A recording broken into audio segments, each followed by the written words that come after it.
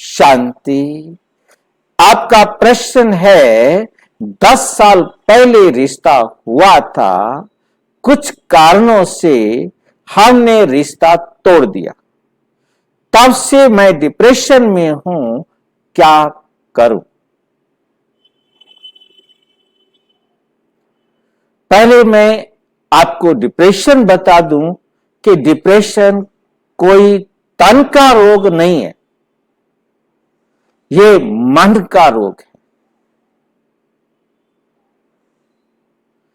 इसलिए इसको psychosomatic disease कहते हैं। इसके लिए मनोवैज्ञानिक से, मनोचिकित्सक से बात करते हैं। अब मन के बारे में एक भी मनोचिकित्सक नहीं जानता, तो वो इलाज क्या करेगा, इस बात को भी समझना है। तो हमें डिप्रेशन में समझना है कि ये मन क्या है, ये मन बीमार क्यों हुआ, ये मन के बीमार होने का कारण क्या है। इन बातों को हम समझेंगे तो हम इसके इलाज को भी समझ सकेंगे। हमें बहुत ध्यान से इस चित्र को समझना है। ये चित्र आपके सामने है कि शरीर में जब आत्मा आती है तो ये शरीर चलता फिरता बनता है। ये हम देख रहे हैं, ये हमारा शरीर है। शरीर में बिना आत्मा के शरीर, जब 3 महीने का भ्रूण होता है तब तक वो मिट्टी का डेला होता है, उसको ह्यूमस, मिट्टी या ह्यूमस कहा जाता है, लैटिन भाषा में ह्यूमस। अब उस जो माता पिता के अंडाणु और शुक्राणु से बना भ्रूण, उस भ्रूण में तीसरे महीने में आत्मा प्रवेश करती है तो जीवन का आरंभ होता है और जीव आत्मा कहलाता है। तब उसे कहते हैं जीव आत्मा। इससे पहले उसे जीव कहा जाता है। इसमें भी बहुत बड़ी भ्रांति है कि जीव और आत्मा एक को ही बोल दिया जाता है, परंतु जीव आत्मा रहित शरीर को कहा जाता है। और जब उस आत्मा में आत्मा प्रवेश करती है तो उसे जीव आत्मा कहा जाता है, और आत्मा के बिना निर्जीव कहा जाता है। यहीं से गलती हुई, उन्होंने समझा बिना जीव। बाकी निर्जीव का अर्थ है बिना आत्मा के जीव। सजीव का मतलब है आत्मा सहित जीव। जो आत्मा के सहित जीव है वो सजीव है, और आत्मा रहित जीव है वो निर्जीव है। क्योंकि जीव तो है बिना आत्मा के, जीव तो है आत्मा सहित। तो हमें समझ में आया। तो आत्मा और शरीर 2 चीजें हैं, और उसमें आत्मा के साथ 3 आत्मा की फैकल्टीज है। एक है मन, दूसरा है बुद्धि, और तीसरा है संस्कार। मन, बुद्धि और संस्कार, ये 3 आत्मा की सूक्ष्म शक्तियां हैं। इन तीनों शक्तियों को समझने के लिए आप देखेंगे, ये है मन, बुद्धि और संस्कार समझने के लिए एटम, आत्मा जैसे ब्रह्म महातत्व का सूक्ष्म रूप है, ऐसे ही एटम भी अपने किसी भी तत्व का सूक्ष्म रूप होता है। तो उस एटम में तीन चीजें होती हैं, इलेक्ट्रॉन, न्यूट्रॉन और प्रोटॉन।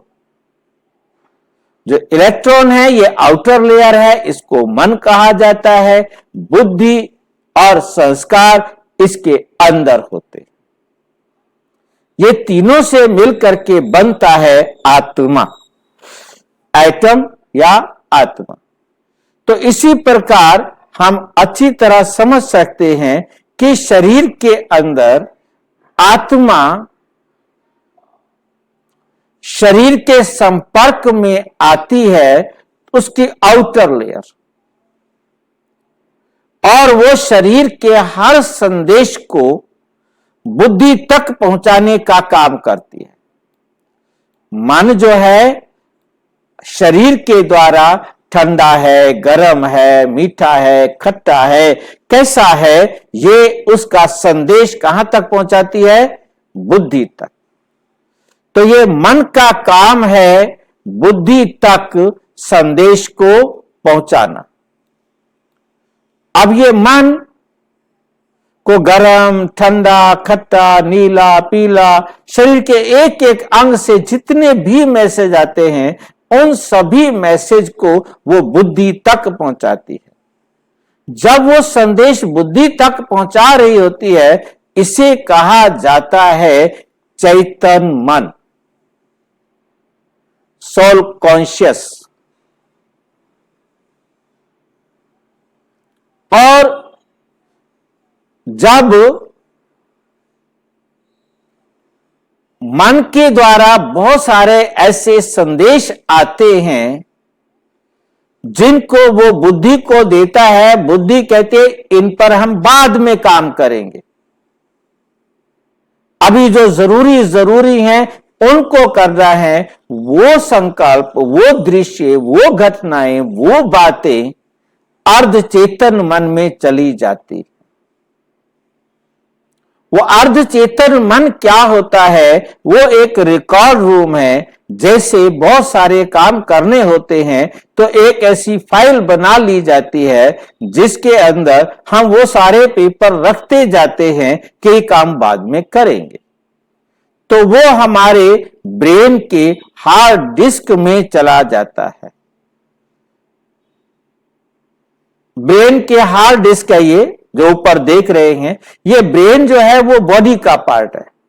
ये हार्ड डिस्क है जिसमें जाकर वो मैसेज रिकॉर्ड हो जाते हैं और वो इंतजार करते हैं कि कब बुद्धि अपनी सीट पर खाली हो और हम उनके पास जाए। अब वो जो है, जब हम खाली होते हैं, आत्मा को सोचने के लिए, करने के लिए कोई काम नहीं होता, तो उस समय ये एक एक विचार उठ करके बुद्धि के सामने आता है और बुद्धि उन पर निर्णय करती है। तो चैतन्य मन जो बुद्धि तुरंत निर्णय करती जाती है, अर्ध चेतन मन जिनको बाद में याद करने के लिए, बाद में उस पर विचार करने के लिए रखा जाता है। और संस्कार कहलाते हैं जो मन ने नियम बना दिया, जो मन ने स्वीकृति दे दी, तो वह क्या बन जाता है? संस्कार।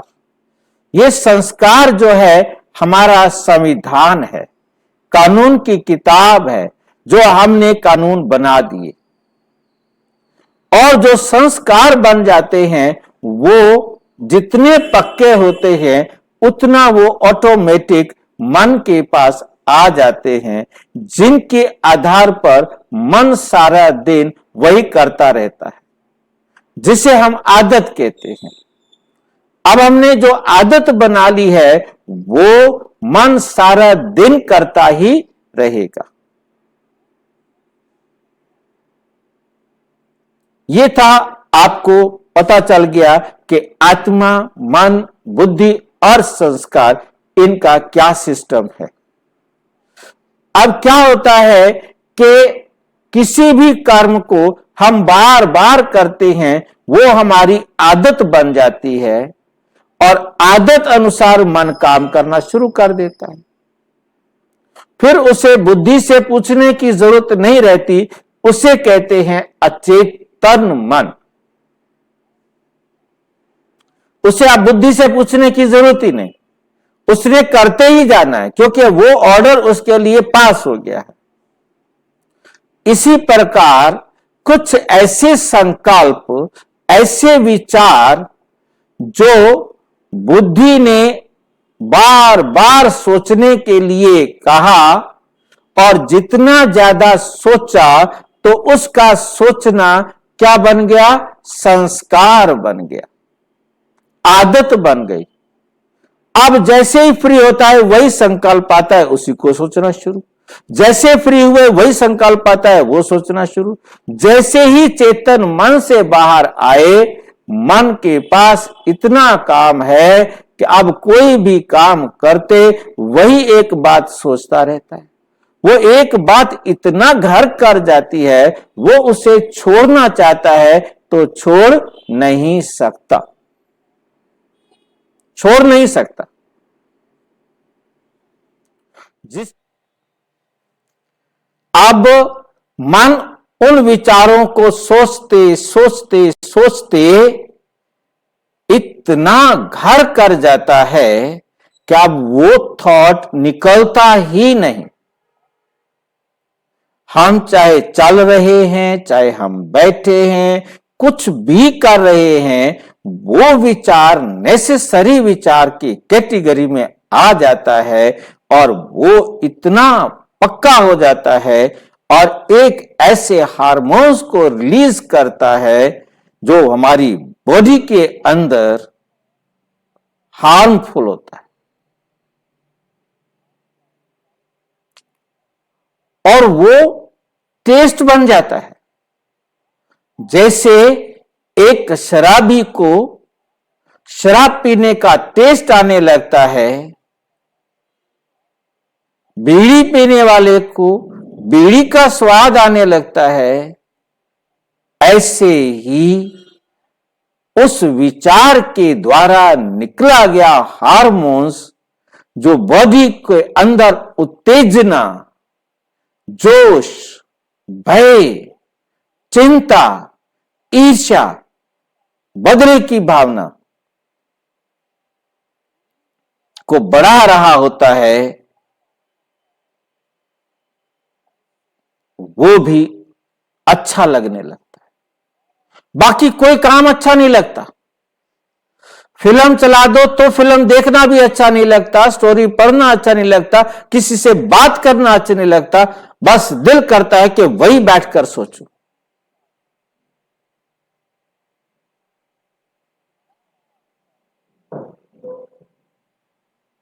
अब जब हम डॉक्टर के पास जाते हैं, अब शरीर का डॉक्टर क्या करेगा? वो तो मन को जानता नहीं, मन की बीमारी को जानता नहीं, मन का इलाज करना वो जानता नहीं।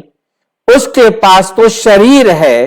वो इस शरीर के अंदर एक इस प्रकार का केमिकल भेज देता है कि ये जो मैसेज है, ये जो दिमाग के अंदर एक्टिविटीज देने रिकॉर्ड रूम है, इस रिकॉर्ड रूम से और आत्मा के बीच में जो मन है वहां तक वो मैसेज जाने ही नहीं देता, उसके बीच में स्थिरता पैदा करता है।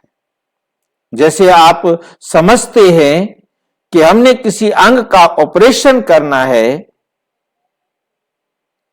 तो एनेस्थीसिया देंगे या इंजेक्शन लगाएंगे उसके रास्ते में, ताकि वो मैसेज ब्रेन तक ना जाए।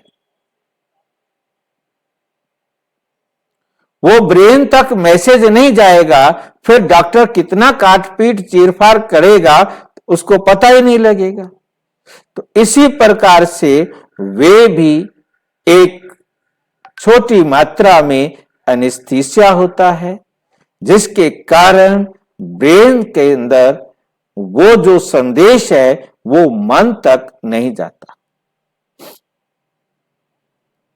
अब उस गंदे संदेश को तो रोकता ही रोकता है, अच्छे काम करने को भी वो रोक देता है, जिसके कारण उसकी कार्य क्षमता पर फर्क पड़ता है। अब वो उतनी कुशलता से कार्य नहीं कर पाता क्योंकि स्थिरता आ जाती है। उसके पास तक संदेश प्रॉपर नहीं पहुंचते तो वो बैठा रहता है, देखता रहता है।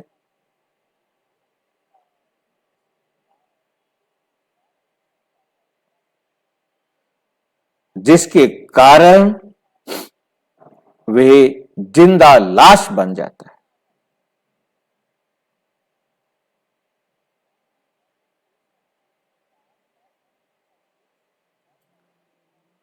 ये इलाज नहीं है, ये तो बेड़ा गर्क करने वाली बात है।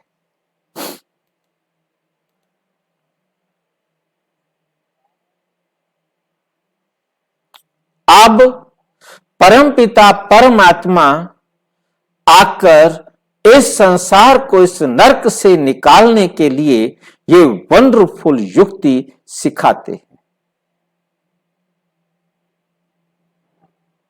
कि मन को कैसे हम स्वस्थ करें। मन का भोजन है संकल्प।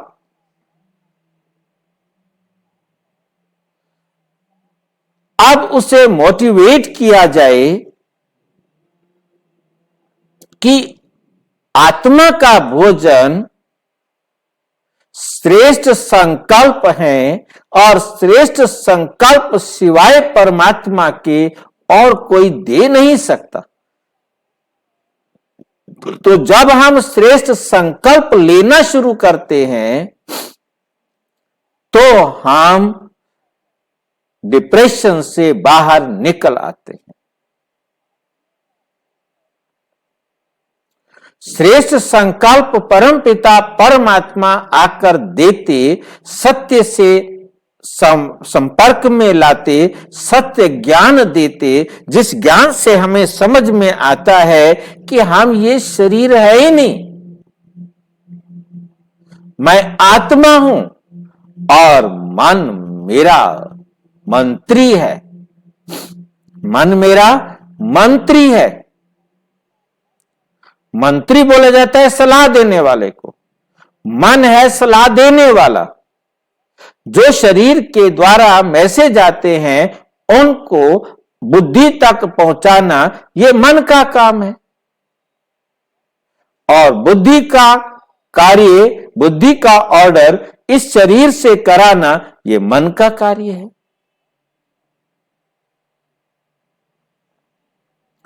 तो आत्मा अपना कार्य करने के लिए इन तीनों का आधार लेते हैं और तीनों को कैसे हमने चलाना है, अब हमने बुद्धि को ट्रेंड करना है, जिसको परमात्मा कहते मन मना भाव। अपने मन को बैठकर मनाओ। डिप्रेशन भी मन मना भाव था, वो भी मन को बैठकर हम मना रहे थे, ऐसा करे, ये करे, ऐसा हुआ, वैसा हुआ, ऐसा हुआ। अब आपने जो परमात्मा कह रहे हैं, जो परमात्मा बता रहे हैं, वो बैठकर समझाएंगे। जितना डिप्रेशन के लिए आपने मेहनत की है, उससे थोड़ा ज्यादा मेहनत करनी होगी अपनी बुद्धि को ईश्वरीय ज्ञान समझाने की। इसमें कोई दवाई नहीं खानी, कुछ नहीं करना, सिर्फ और सिर्फ परमात्म ज्ञान बैठकर अपने आप को समझाना है, जो आपको इतना शक्ति देगा, जो आपको इतना ऊर्जावान बना देगा कि आपके अंदर से डिप्रेशन तो जाएगा ही जाएगा, और आप अनेकों को डिप्रेशन से मुक्त कराने के निमित्त बन जाएंगे। अब कौन सी मुख्य मुख्य बातें मैं आपके साथ शेयर करूंगा जिनसे आप डिप्रेशन मुक्त होंगे। पहली बात, आपने अपने आप को समझाना है कि डिप्रेशन मेरे लिए एक वरदान है जिसने मुझे परमात्मा से मिलने का साधन बन गया, जो परमात्मा से मिलने का साधन बन गया। मुझे भगवान मिला, डिप्रेशन नहीं होता तो परमात्मा ना मिलता। कितना श्रेष्ठ भाग्य है कि जो स्वयं परमात्मा मुझे मिला।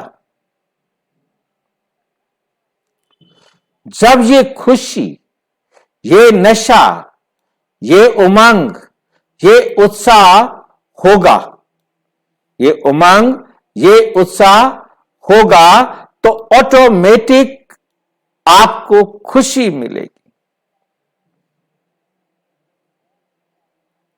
और उस समय जो हार्मोन्स रिलीज होगा वो उस पॉइजनस हार्मोन्स को ओवरकम करके आएगा और उसको शिथिल करेगा, क्योंकि खुशी जैसी खुराक नहीं और चिंता जैसा रोग, डिप्रेशन एक चिंता का रोग है और एक ऐसा रोग है जो मृत्यु तक ले जाता है और खुशी जीवन में लेके आती है। ठीक है। दूसरा, मैं आत्मा हूं, मैं ये शरीर ही नहीं हूं, मैं सर्वश्रेष्ठ आत्मा हूं। मुझे ईश्वरीय संतान अपने आप को कहलाने का अधिकार है। ईश्वर की संतान हूं मैं।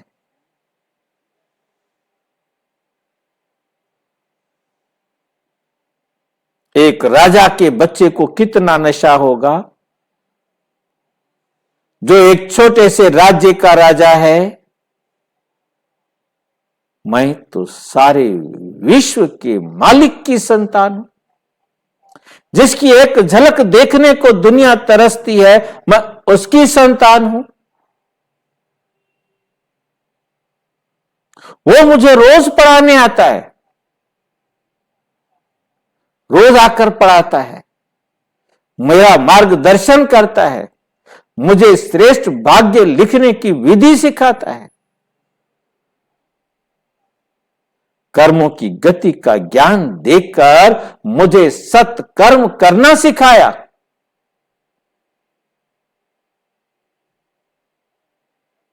और सत्कर्म का आधार है सुख दो, सुख लो, ना दुख दो और ना दुख लो। बस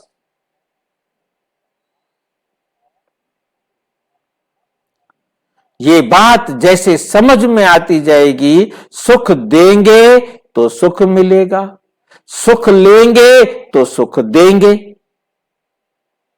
कर्मों की गति है, जो लेंगे वो देंगे, जो दिया है वो लेंगे।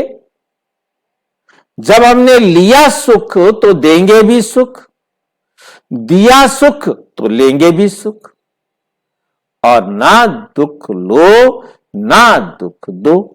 ना हम किसी को दुख देंगे जो हमें दुख लेना पड़े, कोई दुख दे भी तो हम दुख लेंगे नहीं जो फिर हमें उसे दुख देना पड़े।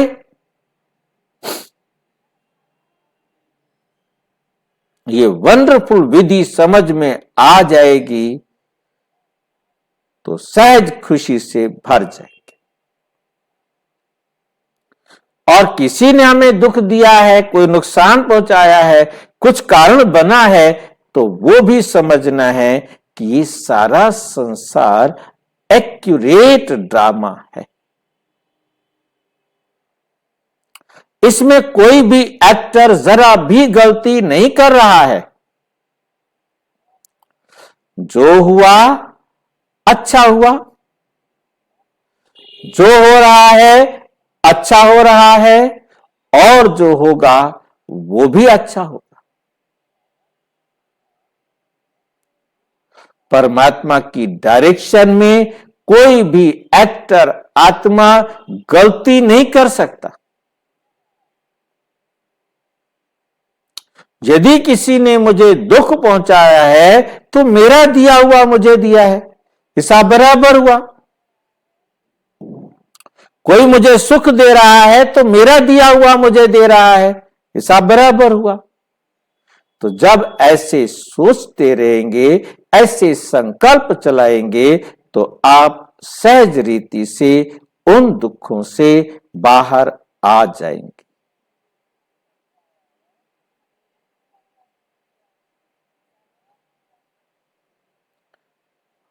आप यदि बीके हैं या नॉन बीके हैं, आप कभी ब्रह्मा कुमारी संस्था के संपर्क में आए हैं या नहीं आए हैं, परंतु अब आप यदि अपने जीवन से इस नरक को निकालना चाहते हैं, तो फ्री सर्जन, फ्री डॉक्टर, परमपिता परमात्मा, जिसके ऊपर आपका अधिकार है,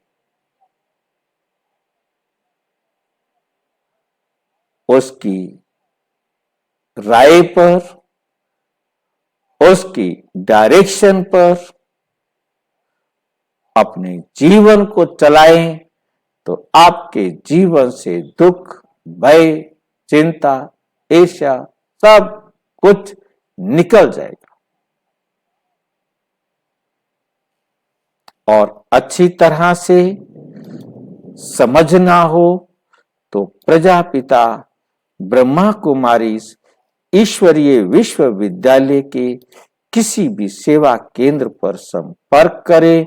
और यदि कोई प्रश्न हो तो 9213106986 पर केवल टेलीग्राम करें, 9650692270 पर केवल व्हाट्सएप करें, फोन नहीं। ओम शांति।